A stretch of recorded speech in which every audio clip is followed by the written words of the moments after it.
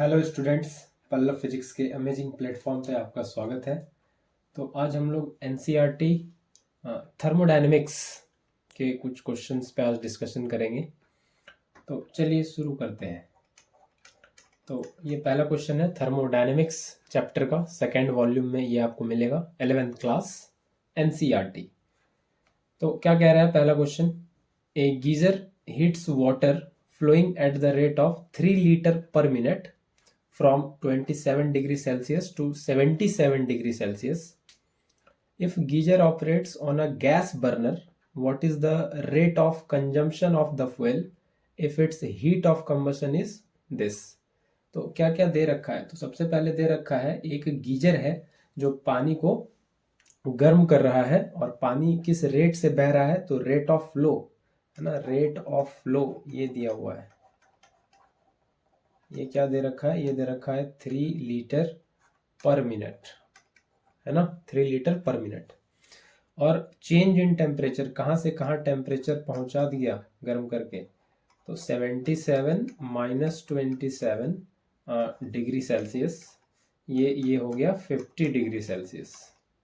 ठीक है, ये कितना हो गया? 50 डिग्री सेल्सियस।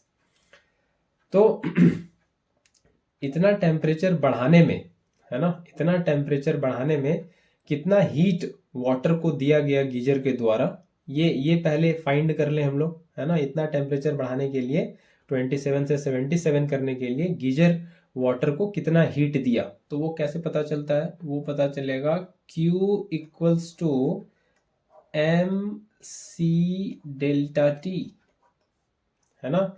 जहाँ पे ये पता है m क्या हो गया? मास ऑफ वाटर, ये हो जाएगा यहाँ पे, है ना। और c क्या हो जाएगा? c को क्या कहते हैं? Specific heat capacity, specific heat capacity. और ये किसका होगा? वाटर का। स्पेसिफिक हीट क्या होता है? 1 ग्राम पानी का टेम्परेचर 1 डिग्री सेल्सियस से बढ़ाने के लिए जितना हीट एनर्जी दिया जाता है उसी को स्पेसिफिक हीट कहते हैं। Amount of heat required to raise the temperature of 1 gram of water by 1 degree Celsius, उसको कहते हैं स्पेसिफिक हीट। और ये तो पता ही है, चेंज इन टेम्परेचर। ठीक है, ये आपको होपफुली मालूम होगा। तो क्या क्या मेरे पास है? मास मेरे पास नहीं है, यहाँ पे मेरे पास rate of flow, volume per minute दिया हुआ है। तो पहले यहाँ से मास निकालना पड़ेगा, डेल्टा टी तो पता है, सी हमको वाटर का पता है, वाटर का स्पेसिफिक हीट कितना होता है? ये होता है 4.2 जूल पर ग्राम, है ना, और पर केल्विन कह सकते हैं। ठीक है, ये हो जाएगा। नहीं, ये होता है वाटर का स्पेसिफिक हीट 4.2 जूल पर ग्राम पर डिग्री सेल्सियस या पर केल्विन एक ही बात है। केल्विन और सेल्सियस में 1 डिग्री का वैल्यू सेम ही होता है, 1 केल्विन 1 डिग्री एक ही बात है ना। तो ये इतना हो जाएगा 4.2 जूल पर ग्राम पर केल्विन, या 4.2 जूल पर ग्राम पर डिग्री सेल्सियस भी आप लिख सकते हैं, कोई दिक्कत नहीं है। तो ये तो वाटर का होता है, ये तो हमको पता है। तो हमको क्या निकालना पड़ेगा? मास निकालना पड़ेगा। तो मास निकाल लेते हैं। ये तो दे रखा है rate of flow, rate of flow ये दे रखा है 3 लीटर पर मिनट, मतलब वॉल्यूम ऑफ वाटर जो फ्लो हो रहा है वो दे रखा है। तो कैसे निकालेंगे मास ऑफ वाटर कितना फ्लो हो रहा है? तो क्या हमको डेंसिटी ऑफ वाटर पता है? ये हमको पता है 1000 किलोग्राम पर मीटर क्यूब, मतलब 1 मीटर क्यूब वॉल्यूम में, 1 मीटर क्यूब वॉल्यूम में जो पानी आ रहा है, 1 मीटर क्यूब इतना जगह जो पानी ले रहा है उसका मास कितना है? 1000 केजी। या इसको हम ऐसे कह सकते हैं कि 1 लीटर वॉल्यूम में कितना मास पानी आएगा? 1 केजी, ऐसे कह सकते हैं। तो मेरे पास कितना लीटर है? 3 लीटर है। तो 3 लीटर में कितना पानी आएगा? 3 केजी। और इसको ग्राम में कह सकते हैं 3000 ग्राम। तो रेट ऑफ फ्लो हम कह सकते हैं कितना है? ये है 3000 ग्राम पर मिनट, है ना। 1 मिनट में 3000 ग्राम, ये इतना मास वाटर का फ्लो हो रहा है। तो इसी को हम लोग वहाँ पे यूज़ कर लेंगे। Q equals to M C delta T में मास कितना हो गया? 3000 ग्राम, है ना, ग्राम। स्पेसिफिक हीट कितना हो गया? 4.2 जूल पर ग्राम पर केल्विन लिख सकते हैं, पर डिग्री सेल्सियस एक ही बात है, तो इसको हम डिग्री सेल्सियस भी लिख सकते हैं, कोई दिक्कत नहीं है। और डेल्टा टी कितना है? डेल्टा टी है 50 डिग्री सेल्सियस। तो ये सॉल्व कर सकते हैं आप लोग यहाँ बहुत आसानी से। तो कितना हो जाएगा सॉल्व करके? ये डेसिमल हटेगा तो ये हटेगा और ये बचेगा 3000 इंटू, ये ग्राम से ग्राम भी कट जाएगा, 42 इंटू 5। तो अब ये जो भी आ जाए 3000 इंटू ये 310 और 3000 और 210, 3210, तो ये बन रहा है 3210, है ना? सॉरी, ये मल्टीप्लाई में, ऐड नहीं, मल्टीप्लाई में है। तो ये कितना हो जाएगा? ये हो जाएगा 40, ये तो पहले 10 पे पावर 4 बन जाएगा, 40 है, 3 0 और 1 0, 3 इंटू 21 बनेगा 63, 63 इंटू 10 पे पावर 4 बनेगा, है ना? तो ये Q का वैल्यू कितना आ रहा है? 63 इंटू 10 पे पावर 4 जूल, इतना आ जा रहा है। ठीक है, इतना आ जा रहा है। तो चलिए अब और क्या कह रहा है आगे question. If the geyser operates on a gas burner, geyser गर्म हो रहा है, पानी को कहाँ से कर रहा है? गीजर गर्म कैसे हो रहा है? गैस बर्नर पे ऑपरेट हो रहा है गीजर।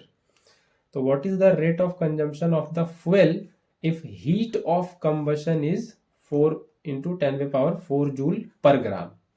तो कहने का यहाँ पे मतलब ये है, कहने का मतलब ये है कि 1 ग्राम फ्यूल के कंबशन में कितना हीट लग रहा है? 4 इंटू 10 पे पावर 4 जूल, ये हीट एनर्जी लग रहा है। और हीटर को, है ना, गीजर को, सॉरी हीटर नहीं, गीजर को, गीजर जो ऑपरेट हो रहा है वो गैस बर्नर पे ऑपरेट हो रहा है। तो गैस बर्नर में फ्यूल लगता है, तो फ्यूल का कंबशन से एनर्जी मिल रहा है, फिर वो आगे गीजर आगे फर्दर पानी को गर्म कर पा रहा है उसी से।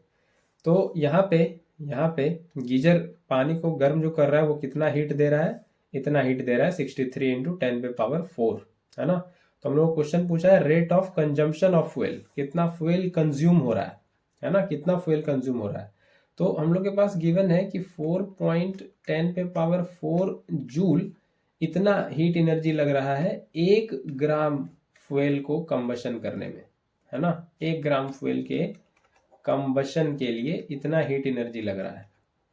तो 1 जूल अगर एनर्जी चाहिए, कंज्यूम करना है 1 जूल एनर्जी, तो इसमें कितना फ्यूल जलेगा? ये जलेगा 1/4 इंटू 10 पे पावर 4। और टोटल हीट एनर्जी जो गीजर को चाहिए उतने पानी का टेम्परेचर बढ़ाने के लिए वो कितना है? 63 इंटू 10 पे पावर 4। तो इसके कॉरेस्पॉन्डिंग कितना कंबशन होगा फ्यूल का? तो 63 इंटू 10 पे पावर 4 डिवाइडेड बाय 4 इंटू 10 पे पावर 4, ऐसा ही कुछ होगा। तो ये कितना आ जाएगा? ये कितना आ जाएगा? होपफुली ये आ जाएगा, ये ग्राम पर मिनट, है ना? ये ग्राम पर मिनट में है, ग्राम पर मिनट में, ये ग्राम में बात चल रहा है। ठीक है, तो ये कितना था? ये जूल था, है ना? ठीक है, तो ये 3000 ग्राम पर मिनट था। तो ये जो आया था ये जूल पर मिनट आया था। इतना हीट एनर्जी आया था शुरू में जो आया था क्यू, वो उतना जूल पर मिनट था। ये वाला ये था इतना जूल पर मिनट, है ना? तो ये जूल से जूल कैंसिल हो गया और ये ग्राम और पर मिनट ये रह गया इधर।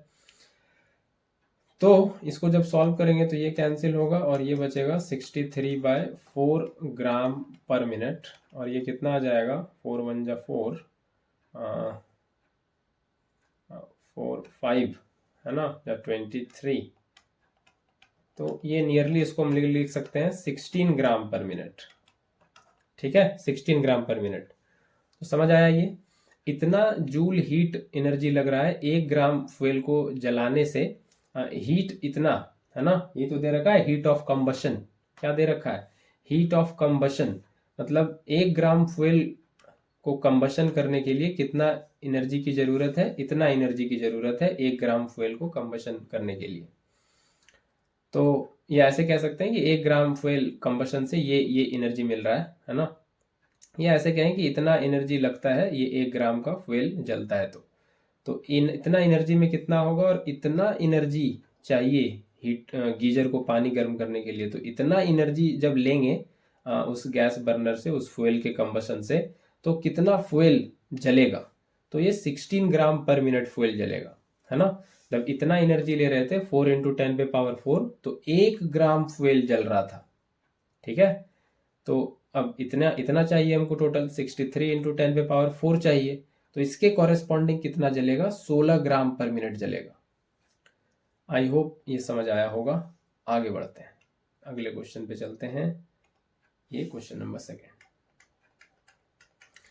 What amount of heat must be supplied to this kg of nitrogen at room temperature to raise its temperature by 45 degree Celsius at constant pressure? और ये मॉलिक्यूलर मास दिया हुआ है, तो कितना हीट देना पड़ेगा नाइट्रोजन का टेम्परेचर बढ़ाने के लिए 45 डिग्री सेल्सियस से कांस्टेंट प्रेशर पे। तो प्रेशर क्या है, प्रेशर है कांस्टेंट। डेल्टा टी टेम्परेचर कितना बढ़ाना है, 45 डिग्री सेल्सियस से। और ये मॉलिक्यूलर मास है ना, ये मॉलिक्यूलर मास दिया हुआ है, मॉलिक्यूलर मास नाइट्रोजन का 28 और आर का वैल्यू दे रखा है 8.3 जूल पर मोल पर केल्विन। ये मोल में बात चल रही है यहाँ पे, है ना, किसमें बात चल रही है, मोल में। और कितना मास है गिवन, मास गिवन है 2 × 10⁻² kg। तो इसको ग्राम में कर लेंगे तो ये 20 ग्राम हो जाएगा, 1000 से मल्टीप्लाई करके 20 ग्राम हो जाएगा, ठीक है। तो जो हीट देना पड़ता है अगर आपको पता हो तो वो होता है Q = NC ΔT। यही हो जाता है। N यहाँ पे है number of moles of the gas, C क्या है, ये अगेन स्पेसिफिक हीट कैपेसिटी, और ये क्या है, ये है चेंज इन टेम्परेचर, है ना। लेकिन यहाँ पे कांस्टेंट प्रेशर की बात चल रही है, तो हम लोग यहाँ पे लेंगे Q = NCP, specific heat capacity at constant pressure, है ना। ये CP यहाँ पे लेना होगा, Q = NCP ΔT, ठीक है। ये कांस्टेंट प्रेशर पे बात चल रही है इस प्रोसेस में, यहाँ पे हीट दिया जा रहा है, तो ये CP लेना होगा। कांस्टेंट वॉल्यूम रहता तो CV, है ना। ये लेना पड़ेगा हमको, मोलर स्पेसिफिक हीट कैपेसिटी इसको कहें तो ज्यादा बेहतर होगा, एट कांस्टेंट प्रेशर, ठीक है। ये CP हमको यहाँ पे लेना पड़ेगा। तो Q = N क्या हो जाएगा, given mass by molar mass, तो गिवन मास है 20 और मोलर मास है 28। CP ये कितना होगा, और डेल्टा T है 45 डिग्री सेल्सियस। तो CP फाइंड कर लें, ये फाइंड करना जरूरी है कि ये CP कितना होगा। तो ये फाइंड हो सकता है यहाँ से, CP - CV = R, ये मेयर्स रिलेशन से अगर आपको पता हो तो। और उसके लिए फिर CP हम निकाल सकते हैं CV + R से, तो उसके लिए अब CV पता होना चाहिए। तो CV ये कितना होता है, ये होता है F/2 × R, जहाँ पे F क्या है, F है डिग्री ऑफ फ्रीडम, है ना, डिग्री ऑफ फ्रीडम। तो नाइट्रोजन गैस तो डाई एटॉमिक है, तो उसका डिग्री ऑफ फ्रीडम क्या होता है, 5। तो F की जगह क्या लिखेंगे, 5/2R, ठीक है। तो यहां से अब CP आप निकाल सकते हैं, ये हो जाएगा 5/2R + R, this is 7/2R। तो ये CP का वैल्यू यहाँ पे रखेंगे 20/28, और CP का वैल्यू हो जाएगा 7/2R × 45 डिग्री सेल्सियस। तो इसको सबको R का वैल्यू भी यहाँ पे रख लेंगे, है ना, R का वैल्यू भी यहाँ पे रख लेंगे, 8.3 क्वेश्चन में दिया है, और ये 45 डिग्री सेल्सियस। और ये सबको जब सॉल्व कर लेंगे इवेंचुअली, तो ये आ जाएगा 934 जूल, ठीक है, 934 जूल। तो ये एट कांस्टेंट प्रेशर पे स्पेसिफिक हीट कैपेसिटी लेना था, ठीक है। तो बस ये थोड़ा थोड़ा ट्विस्ट था बस, और कुछ नहीं, क्योंकि क्वेश्चन में दे रखा है कांस्टेंट प्रेशर। आगे बढ़ते हैं अगले क्वेश्चन पे, 12.5 देख लेते हैं। तो ये क्या कह रहा है, ये कह रहा है in changing the state of a gas adiabatically from an equilibrium state A से जा रहा है किसमें, B पे, और कैसे जा रहा है, एडियाबेटिकली। क्या कैरेक्टरिस्टिक्स फीचर है एडियाबेटिक प्रोसेस का, तो ये फीचर है कि चेंज इन हीट एनर्जी 0 होता है, एक्सचेंज हीट एनर्जी का नहीं होता है। ये एडियाबेटिक के केस में होता है।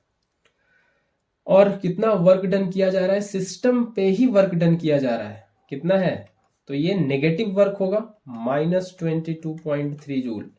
जब ये आपको पता हो कि जब वर्क डन ऑन सिस्टम होता है तो वो होता है नेगेटिव वर्क, तो ये नेगेटिव वर्क ये लेना होगा। ठीक है, तो ये मेरे पास दिया हुआ है।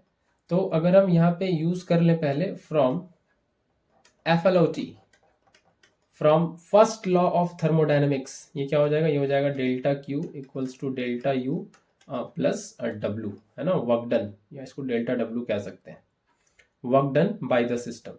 तो डेल्टा क्यू तो जीरो है, एडियाबेटिक प्रोसेस, डेल्टा यू, और ये होता है work done by the system, लेकिन यहाँ पे work done on the system है तो यहाँ पे लेंगे -22.3। तो यहाँ पे चेंज इन इंटरनल एनर्जी आ जाएगा 22.3 जूल। तो ये पहले प्रोसेस के लिए ये मैंने चेंज इन इंटरनल एनर्जी निकाल लिया। अभी आगे यूज होगा आगे जाके कहीं। आगे है if the gas is taken from state A to B via way process, फिर से वही ए से बी जा रहे हैं ना, ऐसे करके कुछ समझ लें कि ये ऐसे करके कुछ प्रोसेस है, ये ए और ये बी, है ना, ये जा रहे हैं कोई प्रोसेस से। तो पहले एडियाबेटिक था और अभी कुछ नया प्रोसेस है जिसमें अब इसमें कह रहा है कि अब इसमें हीट एब्जॉर्ब कितना है 9.35 कैलोरी। तो अब इसमें वर्क डन कितना होगा by the system in the latter case, मतलब ये बाद वाले केस में जो अभी बात कर रहे हैं, पहले एडियाबेटिक था अभी कुछ और एक जनरल प्रोसेस है कुछ भी, तो इसमें कितना वर्क डन होगा। ठीक है, इसमें कितना वर्क डन होगा। तो अभी वाले प्रोसेस में सेकेंड केस में वही है, वही 2 पॉइंट रखा है ए और बी, यहीं जाया जा रहा है। ए है इनिशियल और बी है फाइनल, यहीं जाया जा रहा है।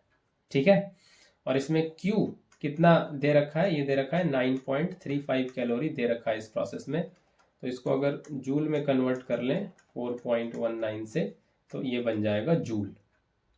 तो हमको इसमें बोला है वर्क डन निकाल लें। तो फर्स्ट लॉ ऑफ थर्मोडायनेमिक्स से हम निकाल सकते हैं Q equals to delta U plus W, और यहाँ से W आ जाएगा Q माइनस डेल्टा यू। तो Q तो मेरे पास है, लेकिन व्हाट अबाउट डेल्टा यू। तो काफी क्लियर है, डेल्टा यू क्या होगा, सेम प्रोसेस है, सेम पाथ है, ए से बी जाया जा रहा है, प्रोसेस कुछ अलग है, लेकिन इनिशियल और फाइनल स्टेट तो सेम है। नहीं, यहाँ पे इनिशियल स्टेट और फाइनल स्टेट जो एडियाबेटिक में था, इस केस में एडियाबेटिक में वही है सेम। तो इनिशियल और फाइनल स्टेट सेम है, तो चेंज इन इंटरनल एनर्जी भी क्या होगा, सेम, जो पहले आया है कितना आया है 22.3, यही इस प्रोसेस में भी होगा। क्यों होगा, क्योंकि इंटरनल एनर्जी स्टेट फंक्शन है ना, पाथ इंडिपेंडेंट, पाथ पे डिपेंड नहीं करता है। पाथ क्या है, इंडिपेंडेंट है ना, पाथ पे डिपेंड नहीं करता, सिर्फ इनिशियल और फाइनल स्टेट पे डिपेंड करता है। तो कोई भी प्रोसेस हो, इनिशियल फाइनल स्टेट सेम है तो change in internal energy same होगा, है ना। कोई भी पाथ हो, कैसे भी हो, इनिशियल और फाइनल स्टेट सेम है तो change in internal energy same होने वाला है। तो यहां से हम लोग अगर अब निकाल लें W, तो ये Q हो जाएगा 9.35 इंटू 4.19 और -22.3। तो ये इवेंचुअली ये जो वर्क डन आ जाएगा, ये आ जाएगा 16.9 जूल। तो काफ़ी आसान था ये, पहले प्रोसेस से चेंज इन इंटरनल एनर्जी निकाल लिए और वो सेम ही होगा, प्रोसेस सेम है, इनिशियल और फाइनल स्टेट सेम है, तो change in internal energy same होगा। वो पाथ फंक्शन नहीं है, पाथ इंडिपेंडेंट है, वो स्टेट फंक्शन है इंटरनल एनर्जी। ठीक है, आगे बढ़ते हैं, अगले क्वेश्चन पे चलते हैं। 12.7 देखते हैं।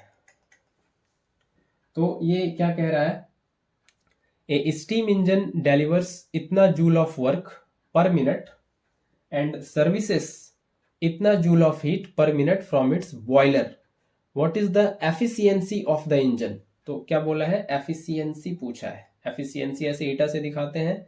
एफिशिएंसी क्या होता है, एफिशिएंसी क्या होता है कि कितना हीट सप्लाई किया गया है, कितना हीट, है ना, डिलीवर किया गया है, और इस हीट डिलीवर में से कितने हीट को वर्क में बदला गया, है ना।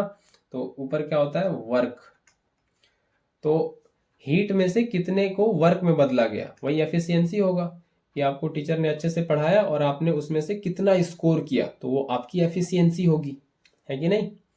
तो ये W/Q ये होता है efficiency, eta equals to W/Q, work done by the heat supplied, heat जो सप्लाई हुआ उसमें से वर्क कितना हुआ, दिस इज एफिशिएंसी। इसी को परसेंटेज में एक्सप्रेस कर देते हैं तो ये हो जाता है W/Q इंटू 100%, तो परसेंटेज में आ जाता है। तो यहाँ पे बहुत क्रिस्टल क्लियर कह रखा है कि कितना वर्क किया गया है। तो वर्क कह रहा है कितना किया गया है, 5.4 इंटू 10⁸ जूल, और कितना हीट लिया है बॉयलर से, बॉयलर हीट सप्लाई कर रहा है तो वो है 3.6 इंटू 10⁹ जूल।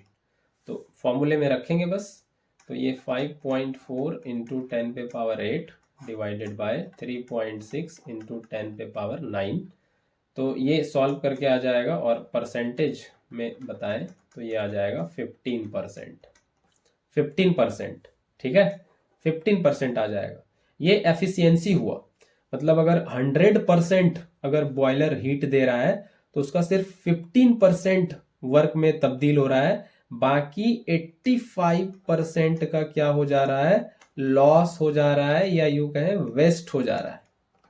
ठीक है, टोटल हीट जितना इसको मिल रहा है बॉयलर से उसका 85% लॉस हो जा रहा है, वेस्ट हो जा रहा है। तो यह क्वेश्चन भी पूछा है, how much heat is wasted per minute. तो हीट वेस्टेड हम लोग निकाल सकते हैं कि जो हीट सप्लाई है कितना, उसका 85% लॉस हो रहा है। कितना हीट सप्लाई है, ये है हीट सप्लाई 3.6 इंटू 10⁹, ये इतना हीट सप्लाई है। तो ये मल्टीप्लाई करके आप लोग बता सकते हैं ये कितना हीट वेस्ट कितना हुआ, है ना। ये हीट वेस्ट कितना हुआ, ये हुआ 85% ऑफ ये जितना हीट सप्लाई था 3.6 इंटू 10⁹। तो ये सॉल्व करके आ जाएगा 3.1 इंटू 10⁹ जूल। तो ये वेस्ट हो गया, है ना, टोटल सप्लाई का। तो सिर्फ 15% ही एफिशिएंसी हुआ स्टीम इंजन का, नहीं, उसको जो बॉयलर से हीट मिला उसका फिर सिर्फ वो 15% ही वर्क में कन्वर्ट कर पाया, बाकी 85% लॉस हो गया। और कितना लॉस हो वो भी पता चल गया, 3.1 इंटू 10⁹ जूल। समझ आया। तो एफिशिएंसी यही होता है W/Q, हीट सप्लाई में से कितने को वर्क में बदला गया, ये होता है एफिशिएंसी। चलिए आगे बढ़ते हैं, क्वेश्चन नंबर 8 देख लेते हैं। तो ये है, an electric heater supplies heat to a system at a rate of इतना। तो पावर दिया हुआ है, इलेक्ट्रिक हीटर हीट सप्लाई कर रहा है, पावर दिया हुआ है 100 वाट। तो इसका क्या मतलब है, 100 जूल पर सेकेंड, मतलब हर सेकेंड में कितना एनर्जी सप्लाई किया जा रहा है, 100 जूल। मतलब इलेक्ट्रिक हीटर इतना हीट दे रहा है, कितना, 100 जूल। ठीक है, आगे है, if the system performs work at rate of 75 joule पर सेकेंड। तो वर्क कितना कर रहा है, 75 जूल पर सेकेंड, है ना। तो वर्क इतना हो गया 75 जूल। तो कह रहा है, at what rate is the internal energy increasing. Internal energy किस रेट से बढ़ रहा है, तो कैसे करेंगे, Q है, W है, तो हम लोग यूज कर सकते हैं from first law of thermodynamics, first law of thermodynamics. तो ये क्या हो जाएगा, ये हो जाएगा Q equals to delta U plus W। जो हीट दिया गया वो उसमें से कितना का वर्क हुआ और कितना का इंटरनल एनर्जी चेंज आया। तो Q है 100 जूल और चेंज इन इंटरनल एनर्जी निकालना है, और W है 75। तो यहाँ से चेंज इन इंटरनल एनर्जी आ जाएगा 100 माइनस 75, यानी कि 25 जूल। ठीक है, और इसको ऐसे कह सकते हैं कि 25 जूल पर सेकेंड, ये इस रेट से इंटरनल एनर्जी इंक्रीज कर रहा है, और इसको हम लोग कह सकते हैं 25 वॉट, है ना, जूल पर सेकेंड वॉट होता है। तो 25 वॉट, है ना, ये इस रेट से इंटरनल एनर्जी इंक्रीज कर रहा है। ठीक है, जूल पर सेकेंड वॉट ही होता है। तो ये आप फर्स्ट लॉ ऑफ थर्मोडायनेमिक्स से बहुत आसानी से निकाल सकते हैं इसको। ठीक है, Q दिया हुआ है, W दिया हुआ है, तो हम लोग डेल्टा U तो निकाल ही सकते हैं। आगे बढ़ते हैं, काफी सिंपल था ये क्वेश्चन, बहुत बढ़िया। अब देख लेते हैं क्वेश्चन नंबर 9। क्या कह रहा है, a thermodynamic system is taken from an original state to an intermediate state by the linear process shown in the figure. Figure आपको दिख रहा है बहुत अच्छे से, बिल्कुल दिख रहा होगा। Its volume is then reduce to original value from E to F. तो यहां से है ना, ये ई से ये एफ पे, ये यहां से क्या हो गया, वॉल्यूम घट गया। दिख रहा है ई पे कितना वॉल्यूम है 5 मीटर क्यूब, एफ पे कितना है 2 मीटर क्यूब, है ना। तो यहां से यहां आए तो कितना घट गया, 3 मीटर क्यूब घट गया, नहीं। और कैसे लाया गया, आइसोबैरिक प्रोसेस। तो दिख रहा है ई से एफ जब आए तो यहाँ पे प्रेशर कांस्टेंट है कितना 300, ई से एफ लाया गया है कांस्टेंट प्रेशर पे 300 न्यूटन पर मीटर स्क्वायर, 300 पास्कल पे ही ये वॉल्यूम 5 से 2 लाया गया है। तो ये आइसोबैरिक प्रोसेस हो गया। तो पूछा है calculate the total work done by the gas from D to E to F. तो यहां से डी से ई और ई से एफ, ये डी से ई और ई से एफ आने में ये कितना total work done by the gas हुआ है, ये पूछा है। तो सब तो करेंगे, तो पहले ये देख लिया बहुत आसानी से कि एफ से डी, इसमें वर्क डन गैस किया ही नहीं कुछ, वर्क डन 0 है। क्या आप बता सकते हैं ऐसा क्यों? बिल्कुल, डी से एफ जो है ये कैसा प्रोसेस है, सॉरी एफ से डी, ये कैसा है, ये है आइसोकोरिक। आइसोकोरिक में वॉल्यूम का चेंज नहीं होता, चेंज इन वॉल्यूम 0। तो वॉल्यूम का चेंज नहीं हो रहा तो वर्क डन 0 हो जाएगा। वर्क डन क्या होता है, P delta we, delta we 0 है तो वर्क डन क्या हो जाएगा 0, नहीं। एफ से डी क्या है, सेम वॉल्यूम है 2 मीटर क्यूब, तो वॉल्यूम बदला ही नहीं, तो एफ से डी में वर्क डन 0 हो जाएगा। वैसे हमको इसका जरूरत था नहीं, लेकिन फिर भी मैंने बता दिया आपको। अब हम इस प्रोसेस को देख लें ई से एफ, है ना, ई से एफ वाले प्रोसेस में देख लें तो ई से एफ में वॉल्यूम का कंप्रेशन हो रहा है, वॉल्यूम घट रहा है ना। अगर हम ई से एफ की बात करें तो क्या हो रहा है, इसमें हो रहा है कंप्रेशन, नहीं कंप्रेशन, वॉल्यूम जो है वॉल्यूम घट रहा है, कम हो रहा है ना, वॉल्यूम कम हो रहा है। तो वॉल्यूम कम हो रहा है, कितना कम हो रहा है, तो चेंज इन वॉल्यूम निकालेंगे तो ये होगा फाइनल माइनस इनिशियल, तो वी एफ और माइनस वी, ये एफ पॉइंट का वॉल्यूम और ई पॉइंट का वॉल्यूम। तो एफ पे वॉल्यूम है 2 और ई पे वॉल्यूम है 5, तो ये आ रहा है -3 मीटर क्यूब, ठीक है। और ये कांस्टेंट प्रेशर पे हुआ है कितना, 300 न्यूटन पर मीटर स्क्वायर। तो ई से एफ में वर्क डन निकालेंगे, ई से एफ में तो ये वर्क डन आएगा पी डेल्टा वी, और ये होगा पी कितना है 300, डेल्टा वी -3, तो ये हो जाएगा -900 जूल। तो नेगेटिव वर्क डन आएगा, ठीक है। ये वर्क डन क्या आ रहा है, नेगेटिव आ रहा है इस केस में, है ना। गैस का कंप्रेशन हो रहा है, work done on the gas हो रहा है इन अ सेंस, ठीक है। तो इस केस में -900 जूल आ रहा है। अब ये बात कर लें डी से ई, है ना। अब कहाँ बात कर लें, डी से ई के केस में। इस केस में वर्क डन कितना है बाय द गैस, ये समझ लेते हैं। तो डी से ई को अगर आप ध्यान से देखें तो डी से ई में क्या हो रहा है, डी पे वॉल्यूम है 2 और ई पे वॉल्यूम है 5, तो वॉल्यूम तो बढ़ा है, एक्सपेंशन हो रहा है, और वॉल्यूम घट रहा है धीरे धीरे। तो वॉल्यूम बढ़ेगा तो प्रेशर घटेगा, क्वाइट ऑब्वियस है, और प्रेशर बढ़ेगा तो वॉल्यूम घटेगा, इन्वर्स रिलेशन होता है। तो प्रेशर घट रहा है। तो अब डी से ई इस पाथ में वर्क डन निकालना है, तो कैसे निकालें, कुछ प्रोसेस तो पता नहीं है एक्यूरेट कौन सा प्रोसेस है यहाँ पे एग्जैक्ट।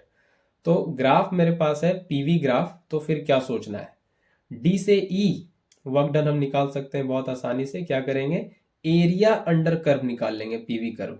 तो ये वाला जो एरिया है, एरिया अंडर डीई कर्व, ये वाला एरिया, ये पूरा निकाल लेना पड़ेगा, ये एरिया है ना, ये एरिया पूरा निकाल लेना पड़ेगा डी से ई जाने में। ये जो एरिया अंडर कर्व है डीई, यही हमको वर्क डन बता देगा। तो वर्क डन डी से ई निकालना है तो क्या निकालना पड़ेगा, एरिया अंडर पीवी कर्व। तो कितना एरिया बनेगा, कितना एरिया बनेगा, तो ये दिख रहा है, ये दिख रहा है क्या बन रहा है, ये सिर्फ ट्रेपीजियम बन रहा है कि नहीं, ये मैं इधर क्लियर बनाऊँ एक बार। तो ये ऐसे है डी, और यहाँ पे है प्रोसेस, यहाँ पे है ये, है ना, और यहाँ पे ये है 2 मीटर क्यूब, यहाँ पे 5 है, और ये वाला पैरेलल साइड, ये दोनों क्या हो गया, ये दोनों पैरेलल साइड हो गया इन अ सेंस, और इसके बीच में ये वाला जो गैप है ये क्या हो जाएगा, ये इन अ सेंस हाइट हो जाएगा, है ना। एरिया निकालने के लिए हम बात कर रहे हैं, यही मेरा पूरा एरिया बन रहा है, तो इसी का हमको एरिया निकालना है। ट्रेपीजियम बन रहा है ना, यहाँ ध्यान से देखें, डी ई, ये पूरा नीचे यहाँ तक, है ना, यहाँ तक मेरा ये एरिया बन रहा है, ये वाला पूरा एरिया बन रहा है, ये वाला पूरा एरिया बन रहा है यहाँ तक। तो ये एरिया पूरा निकाल रहे हैं बाहर, तो ये ट्रेपीजियम दिख रहा है, ठीक है। तो ये वाला पूरा कितना है, ये पैरेलल साइड है 600 और ये वाला पैरेलल साइड है 300, है ना। यहाँ तक कितना था, यहाँ तक 300 था।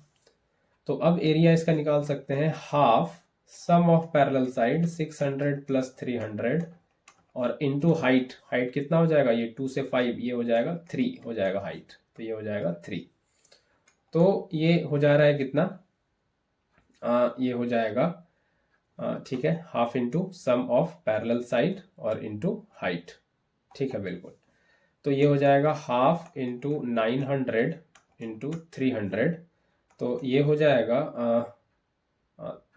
1350, ये 2450 होगा और ये 1350, ये इतना जूल आ जाएगा, है ना, 1350, ये पॉजिटिव वर्क होगा, इतना जूल आ जाएगा। तो अब net work done by the gas निकालना है, तो work done by the gas, तो एफ से डी तो 0 ही है, तो हमको डी से ई और ई से एफ पूछा है, तो हम उसी पे कंसंट्रेट करें, डी से ई प्लस ई से एफ। तो इसमें वर्क डन है 1350 और इसमें वर्क डन है -900, ये प्लस है और ये माइनस है, ऐसे अलग से लिख लें, और ये 1350 माइनस 900 और ये हो गया 450 जूल। तो ये है net work done by the gas. I hope समझ आया होगा। आगे बढ़ते हैं और आखिरी क्वेश्चन आज का लेते हैं, क्वेश्चन नंबर 10।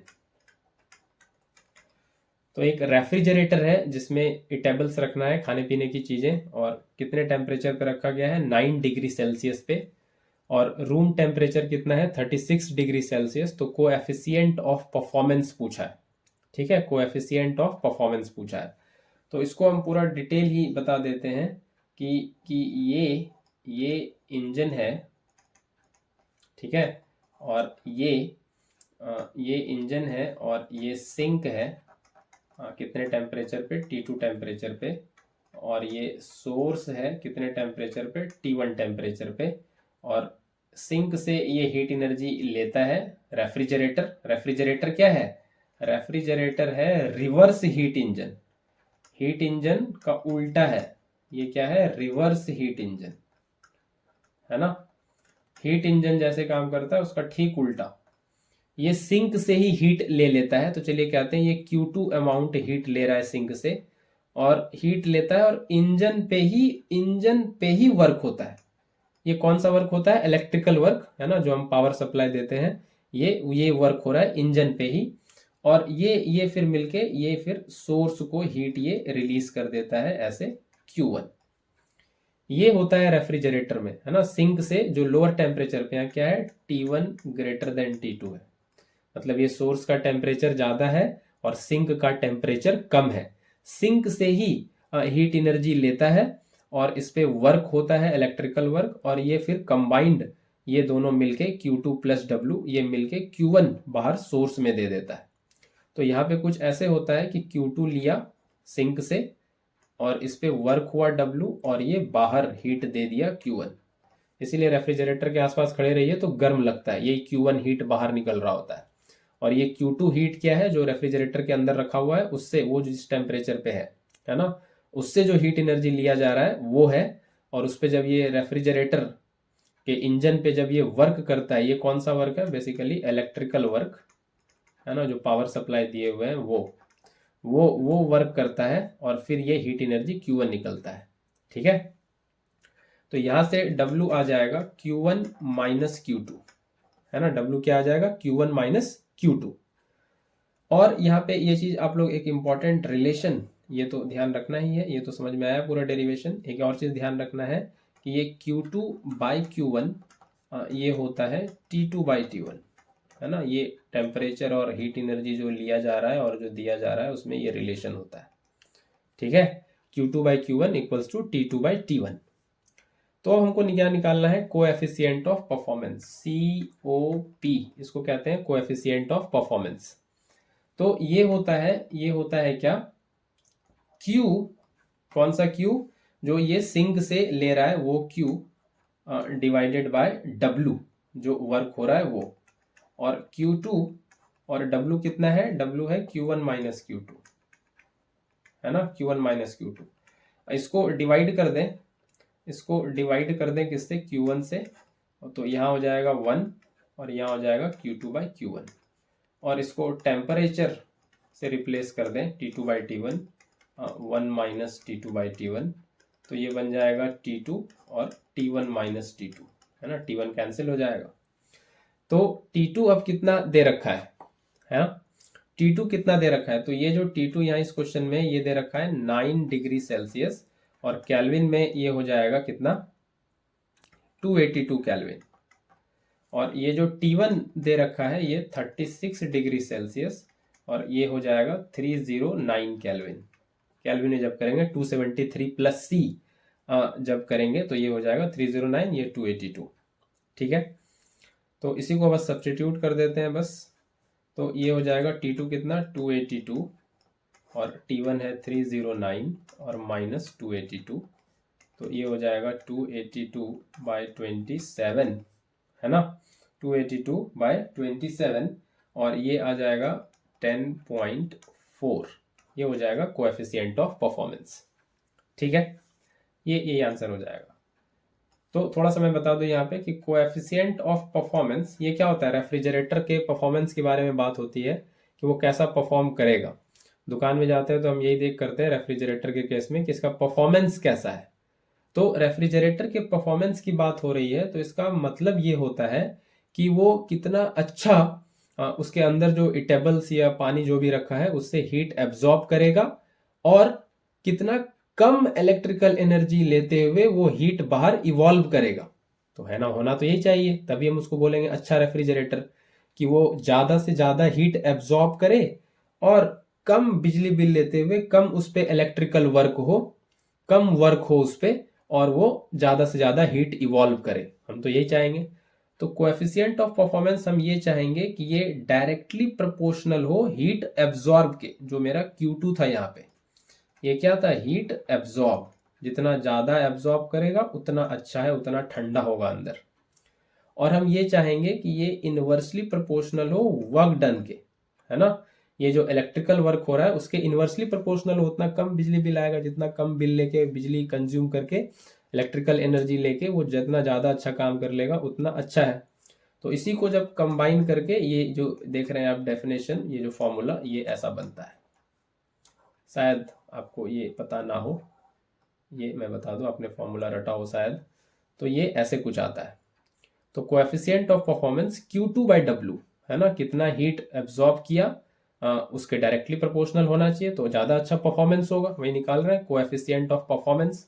जितना ज़्यादा हीट एब्जॉर्ब करेगा उतना अच्छा परफॉर्मेंस होगा रेफ्रिजरेटर का, और जितना कम इलेक्ट्रिकल एनर्जी इलेक्ट्रिकल वर्क होगा उतना अच्छा होगा, नहीं मेरा बिल कम आएगा, बिजली बिल कम आएगा, इलेक्ट्रिकल एनर्जी कम कंज्यूम होगा।